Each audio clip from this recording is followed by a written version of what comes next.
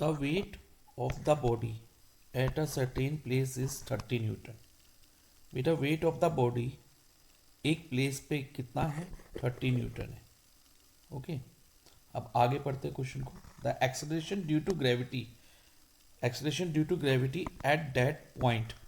देखो बेटा मैंने दैट पॉइंट को अलग से हाईलाइट किया है, इसको समझने, इसका एक पर्पस है, अभी आपको समझ आएगा, ठीक है। At that point is 10 metre per second square.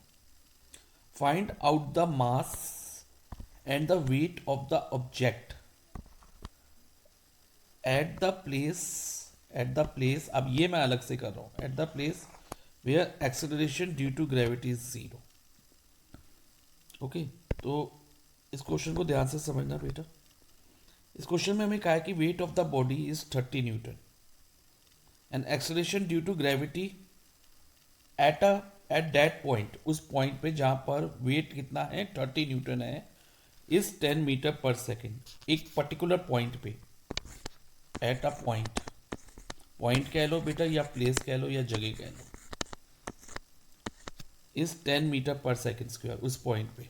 Okay, और हमें क्या फाइंड करना है? Find out the mass and wait of the object. अब ध्यान से समझना इस लाइन, इस जो फाइंड करना है उसको ड्यान से समझना।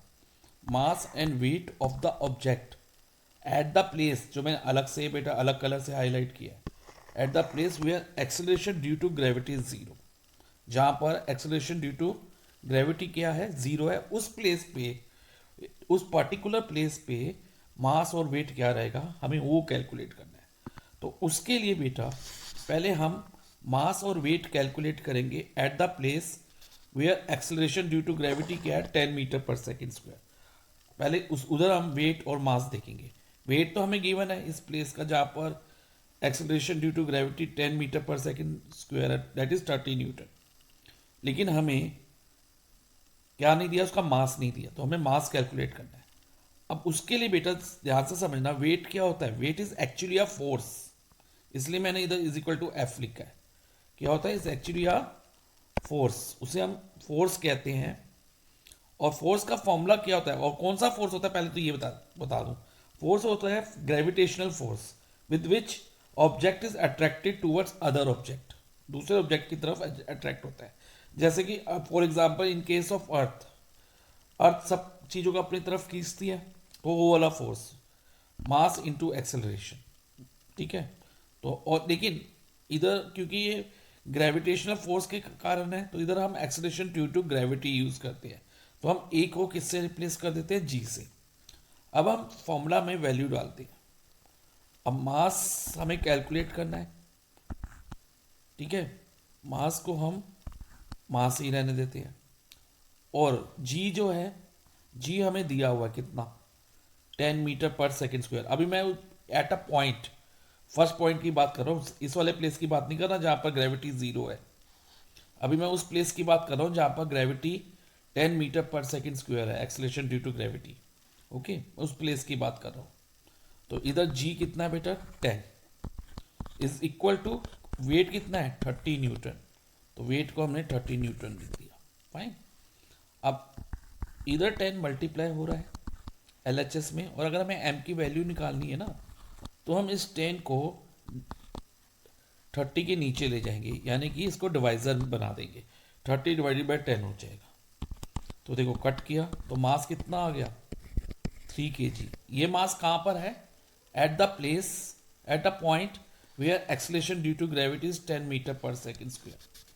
अब बेटा मास और वेट क्या होगा उस प्लेस पे जहां पर एक्सेलरेशन ड्यू टू ग्रेविटी 0 है, वहां पर क्या होगा?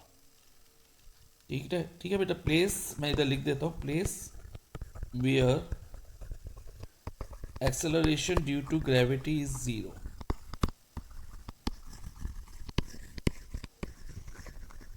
ग्रेविटी जी, स्मॉल जी क्या है? 0 मीटर पर सेकेंड स्क्वायर है। फाइन। अब ध्यान से समझना बेटा, अब मास क्या होता है पहले तो आप ये समझो बेटा। Mass is a quantity of matter contain in any object, मतलब इसके अंदर कितना मटेरियल भरा हुआ है। मान लो एक बॉडी है, ये बॉडी थी, बॉल थी, बॉल के अंदर कितना मटेरियल भरा हुआ है उसे हम मास में कहते हैं, ठीक है, क्योंकि क्वांटिटी ऑफ मैटर जो है उतनी ही रहेगी, फाइन।